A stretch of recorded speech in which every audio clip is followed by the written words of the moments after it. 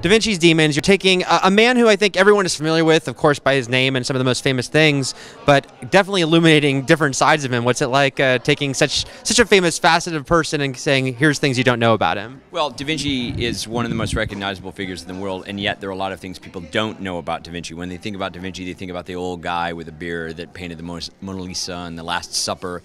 But the truth is, he had a crazy life. He spent most of his life supporting himself as a war engineer. He's always been steeped in secret society and mystery. He was known to be ambidextrous, a very good swordsman, a very good horseman, and there were also there's a period of missing years in his life from the time he was 27 to 32, and much of our show covers that gap. And Lara, can you talk about your character and how you play into the whole Da Vinci? This is Lara Pulver, who plays Clarice Orsini, and married to the legendary Lorenzo Medici.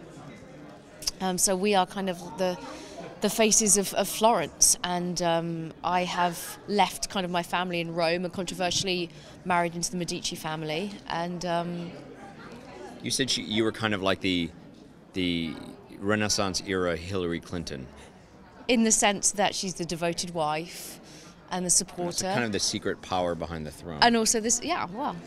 Of course, she's the woman. And what is her dynamic like with Da Vinci himself? She's a challenge for Da Vinci, I think, in a sense, because there's the status difference. Obviously, you know, we don't celebrate artists back then in the same way we do now. They're working class folk.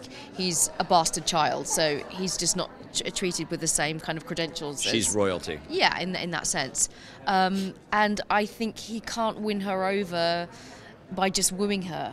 She's a challenge of mind, and she's also devoted to her husband. And I think she sees how he can forward her family, and Florence as a city. So I'd say they're probably like of mind. When we pick up the story, Florence, which was actually a city-state, was in a brewing conflict with Rome, a famous conflict. And neither of them had standing armies. Rome ultimately hired a private army, and Florence needed military might, and that's, as the show begins, Da Vinci kind of fills that niche. Yeah, wiggles his way into the Medici court and says, hey, I've got this design for what turned out to be the machine gun. And he becomes an invaluable asset to he becomes Florence. the war engineer, and that's initially sort of the starting point for the show. This question was asked during the panel, but it was an interesting answer you had, which is, what can you say about how fantastical or not fantastical this show might be?